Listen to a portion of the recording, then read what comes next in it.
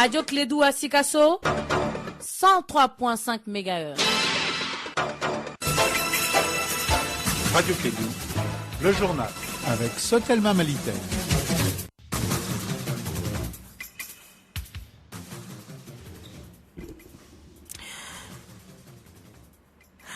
Mesdames et messieurs, bonjour à toutes et à tous. Merci d'être avec nous dans le journal de 13h de ce jeudi 9 octobre 2014. Les titres, lancement ce matin du programme régional pour l'amélioration de la sécurité alimentaire et hydrique pour le développement économique rural au Sahel et dans la Corne de l'Afrique. La phase 2 du recensement administratif à vocation d'état civil à RAVEC est en cours depuis le 1er octobre dernier. Cette phase, qui concerne les nationaux, prendra fin le 30 octobre 2014. Dans le cadre du mois de la solidarité, 20e édition du mois de la solidarité de lutte contre l'exclusion, des caisses de solidarité en faveur des enfants seront placées auprès des départements, des entreprises, des lieux de grande concentration de la population pour davantage rapprocher la population de la solidarité de la population. Voilà pour le sommaire. Dans un instant, le développement complet.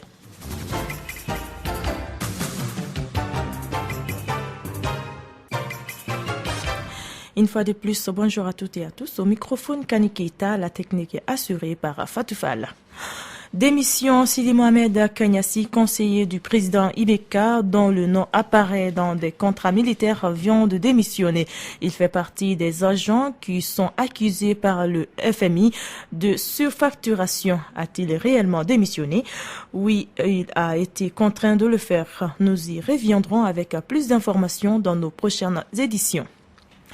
L'appui des USA dans la lutte contre le virus Ebola était au centre d'une vidéoconférence.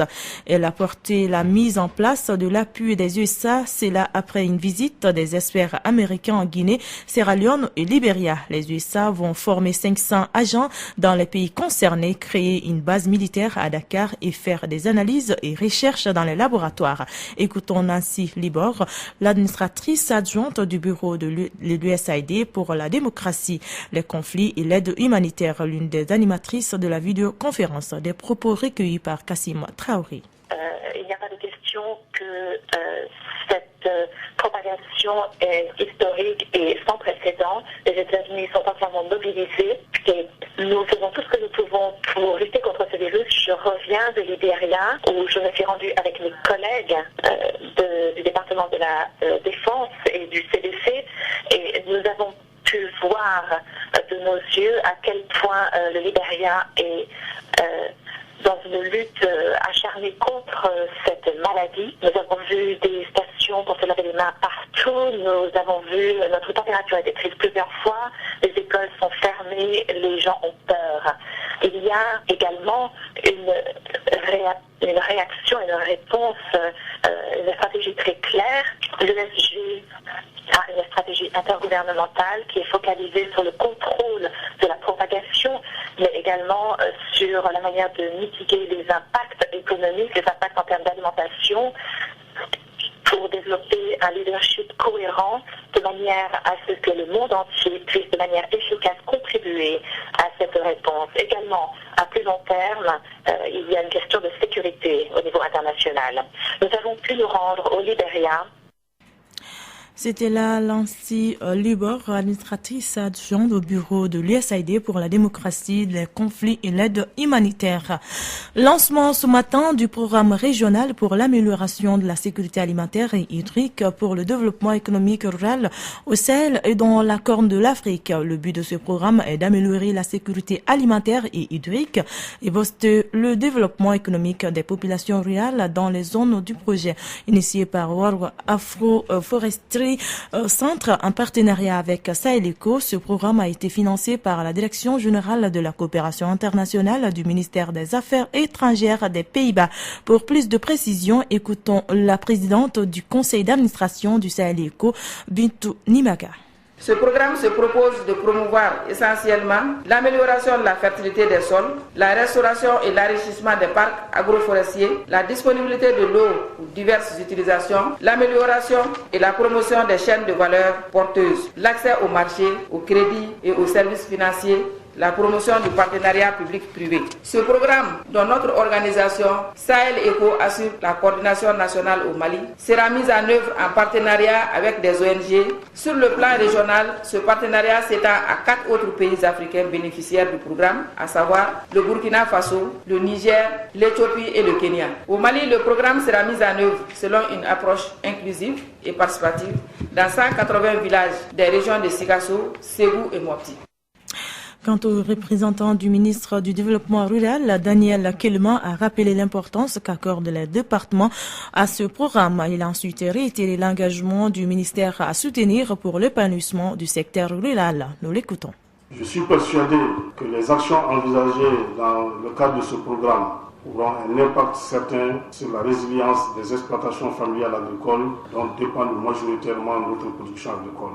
Par ailleurs, je suis heureux de constater que les actions ciblées sont en adéquation avec les axes d'intervention prévus dans la politique de développement agricole du Mali. Les résultantes y afférentes sont entre autres l'accroissement de l'offre de produits alimentaires de base, l'amélioration de la qualité des produits mis sur le marché, le développement du secteur de transformation agroalimentaire, l'amélioration du système de conservation et de conditionnement, l'approvisionnement substantiel et régulier du pays, des zones déficitaires et des groupes sociaux défavorisés en céréales et en produits alimentaires de base, et enfin la préservation, voire la sécurisation des revenus des exploitations agricoles familiales. La deuxième phase du recensement administratif à vocation d'état civil à RAVEC est en cours depuis le 1er octobre dernier. Cette phase qui concerne les nationaux prendra fin le 30 octobre 2014. Les nouveaux majeurs, les cas d'omission et ceux qui n'ont pas pu voter lors des élections passées à cause des erreurs sont invités à se présenter dans les lieux d'enrôlement. C'est là pour avoir leur numéro d'identification nationale NINA. Dans le district de Bamako, les équipes fixes et mobiles sont sur le terrain afin de recenser toutes les personnes concernées. Les précisions avec Adi Traoré, gouverneur du district de Bamako. Il est au micro d'André Traoré. Nous avons les équipes fixes qui sont basées au niveau des sièges des mairies, là où il y a le maire titulaire. Et les gens doivent les retrouver là-bas. Ensuite, le deuxième type d'équipe, ça c'est des équipes qui ont une certaine mobilité, qui prennent le départ au niveau des centres secondaires, qui sont basés au niveau des centres secondaires. Mais en fonction maintenant de la réalité du terrain, on peut être amené à créer une mobilité pour couvrir l'ensemble du territoire. Si ce dernier mouvement, qui est en vérité une étape d'achèvement du RAVEC, du recensement. Si je disais ce moment passé et que des gens ne soient pas enrôlés, alors ça c'est très grave parce que les gens risquent de se retrouver comme des apatrides chez eux-mêmes. Alors il faut travailler à éviter cela. Dans tous les cas, même après cet enrôlement, il y aura toujours un mécanisme de pérennisation. Et on indiquera aux gens où ils peuvent trouver des équipes fixes, c'est-à-dire qui vont continuer au niveau des communes. On va maintenir des valises et pour que les gens, s'ils ont l'information effectivement, à chaque naissance, on passe pour enrôler l'enfant. Dans le cadre de la rentrée des classes, Handicap International est venu au secours des élèves handicapés de Sikasso. Des caisses roulantes ou des tricycles ont été distribués aux enfants handicapés pour permettre leur mobilité. Plus d'une centaine d'enfants handicapés sont concernés par cette donation. Benoît Le Courtirier est le directeur du programme de Handicap International Mali. Il est au micro de Zoumana Traoré. C'est une première étape déjà dans ce type de donation, de prise en charge, puisqu'on va avoir aussi d'autres étapes, et notamment via l'appui de l'aide en fait, en tout cas sur les problèmes ORL, notamment aussi de la prise en charge médicamenteuse pour des spécificités, enfin un type de handicap assez spécifique, des aides à la mobilité du style béquille, canne, etc. Donc ça, on va continuer puisqu'on a ciblé à peu près 169 enfants. On avait en fait il y a quelques années commencé ce type de projet sur la région de Tombouctou.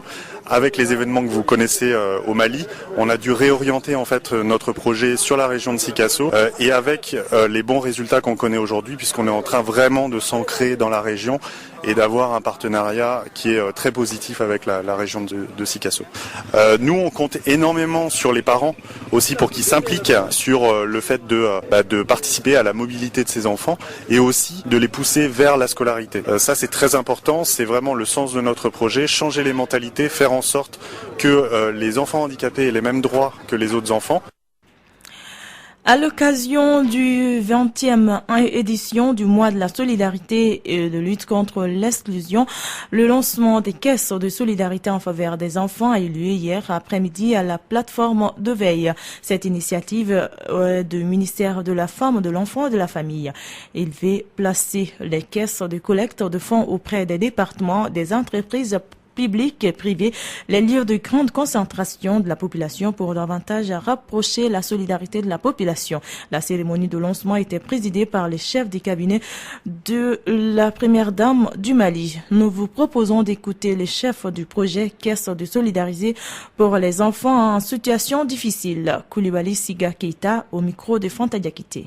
Depuis plus de 20 ans, le mois de la solidarité est célébré au Mali, que l'aide vient toujours de l'État vers les populations des mines. Donc par ce projet, on veut que la résilience, la solidarité vienne de la communauté vers elle-même, que les enfants en situation difficile puissent bénéficier de l'indulgence de la population, de la communauté, sans que ce ne soit à travers de le monde. Que ces enfants puissent avoir par notre caisse un peu de dignité. Donc c'est la raison de la caisse qui sera placée à plusieurs niveaux et on verra peut-être lors de 16 juin, la journée de l'enfant africain, on peut voir combien nous avons en compte et puis ce qu'on veut faire pour les enfants en matière de santé, en matière d'éducation, pour leur donner une dignité. Que comptez-vous faire maintenant pour la pérennisation de ce projet? Pour la pérennisation de ce projet, nous voulons faire d'abord une gestion transparente. La caisse comprend 3 clés. Ces clés seront attribuées à différentes structures, différentes personnes, au ministère de l'économie, des finances, au ministère de la femme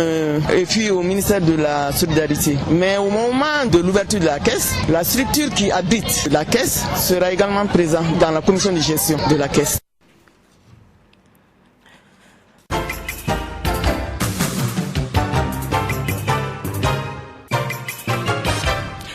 Les administrateurs de la Banque du développement du Mali ont fait le bilan de l'exercice 2013 à BDMSA. Ils ont salué les excellents résultats obtenus de l'année 2013.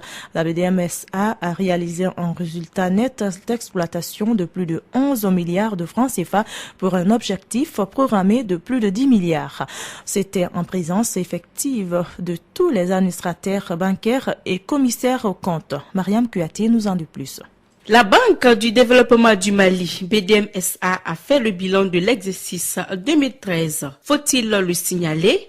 Au terme de 12 mois d'activité, la BDMSA a réalisé un résultat net d'exploitation de 11 milliards 463 millions de francs CFA pour un objectif programmé de 10 milliards 105 millions de francs CFA.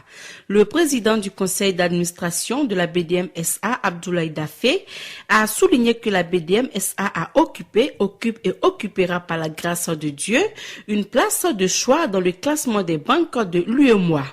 Les administrateurs de la BDMSA ont témoigné de leur enthousiasme devant les résultats ainsi que les facilités qu'elle ne cesse d'apporter à l'État et aux acteurs du monde des affaires de notre pays.